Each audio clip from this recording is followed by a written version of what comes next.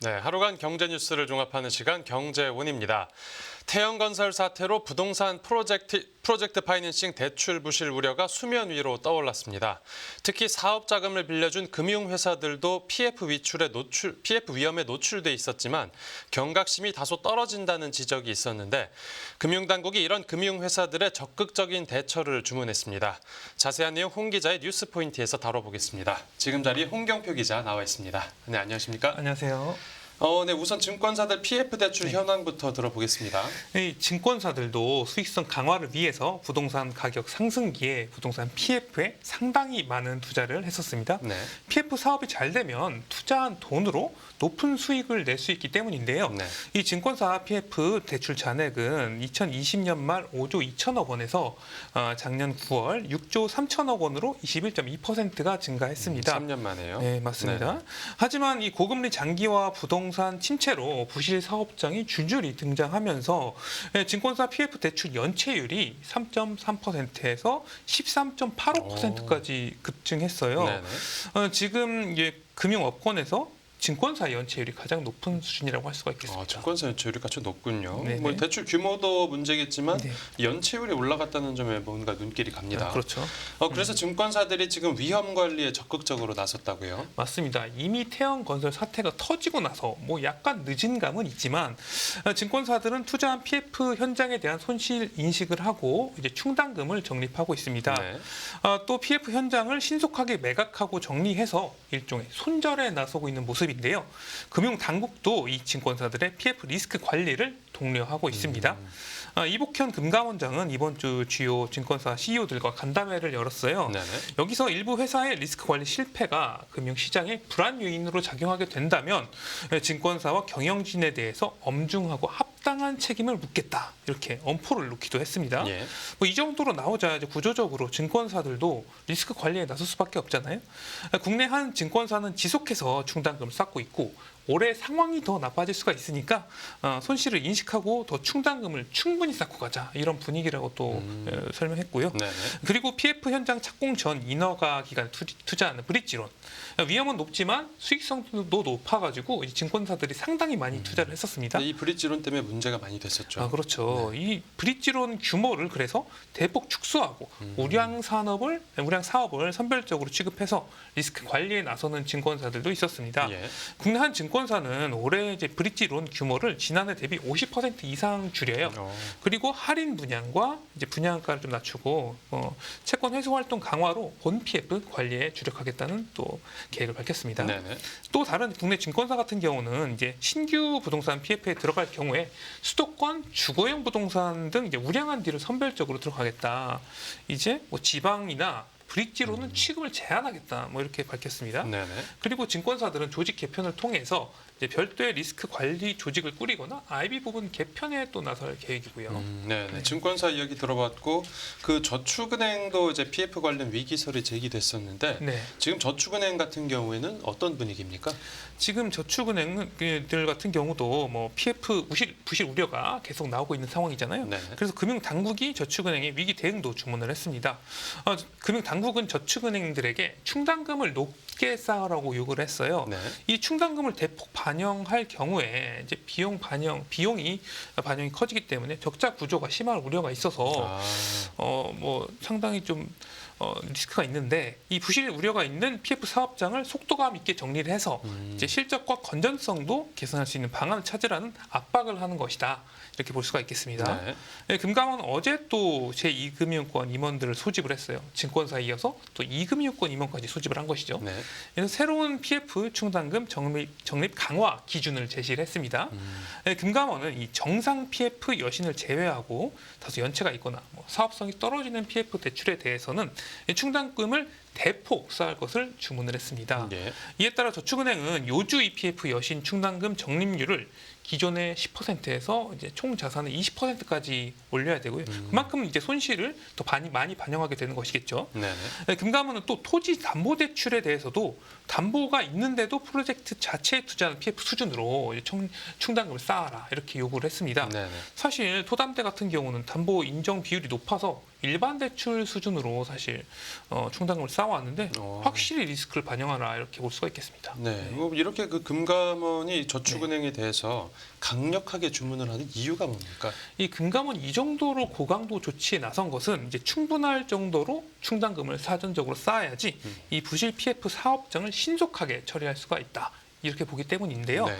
이복현 금감원장은 본 PF 전환이 이제 장기가 안 되는 이제 브릿지론 등 사업성이 없는 PF 사업장 같은 경우에 원칙적으로 금융사가 결산 시에 예상 손실을 100% 인식해서 충당금을 적립하고 신속하게 매각하고 정리해야 된다고 주문을 했는데요. 네.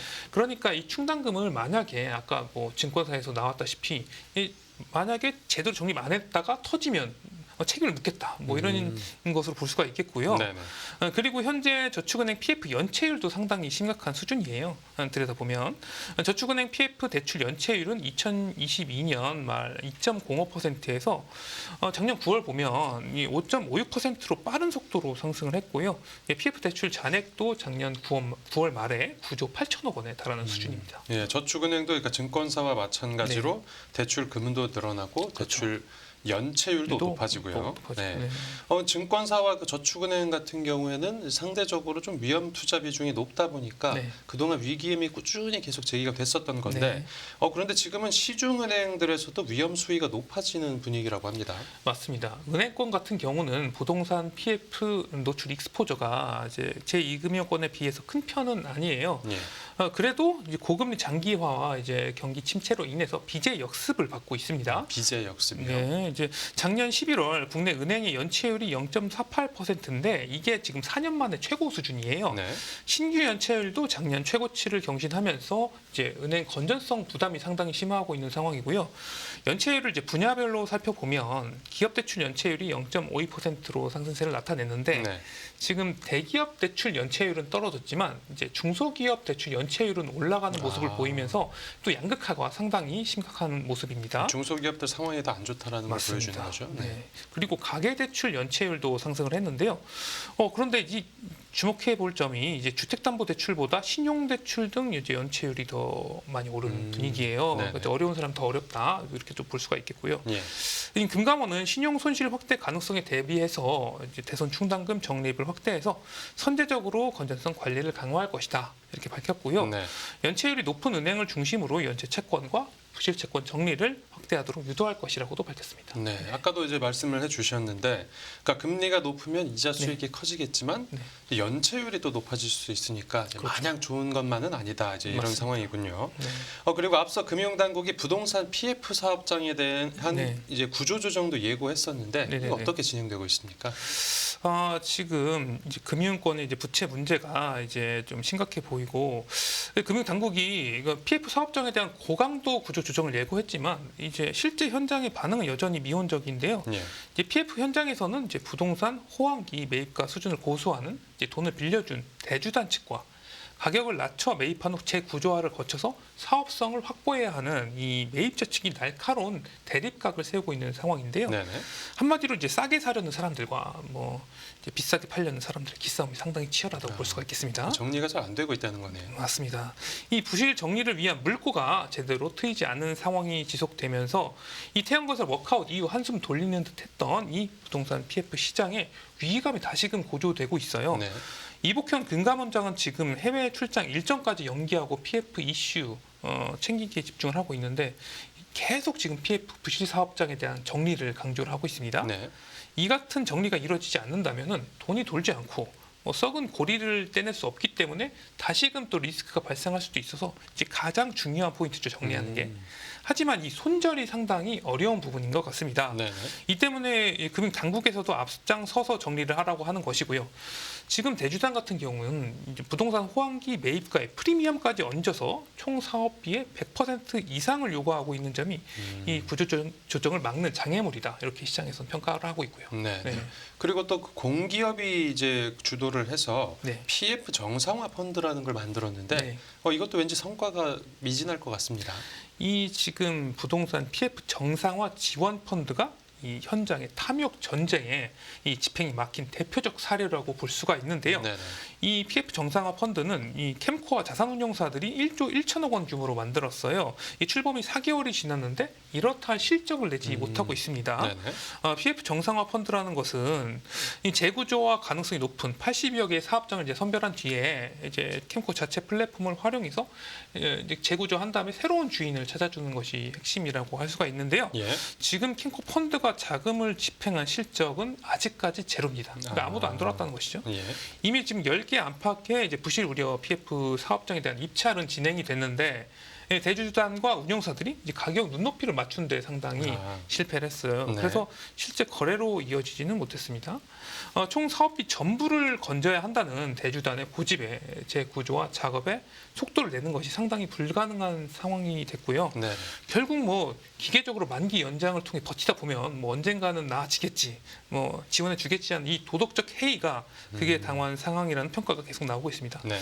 하지만 뭐 앞에서 말씀드렸다시피 이복현 이제 금감원장도 상당히 이제 강한 어조로 말하고 있고 이 금융 당국이 유예 기간이 끝났다는 시그널을 계속적으로 이제 보내고 있는데 이런 버티기가 언제까지 가능할지 뭐 이런 의문이라는 시장의 분석도 많습니다. 네. 캠코도 지금 원활한 PF 정리를 위해서 결코 이게 단기 실적에 매달려서 건수를 채우기 위해서 무리하게 딜을 가져가지 않겠다는 입장을 고수하고 있습니다. 네, 당국에서도 뭐 강력하게 조치를 하고 있으니까 네. 조만간 결과가 나올 것 같습니다. 네. 네, 오늘 뉴스 포인트는 여기서 정리하죠. 잘 들었습니다. 감사합니다.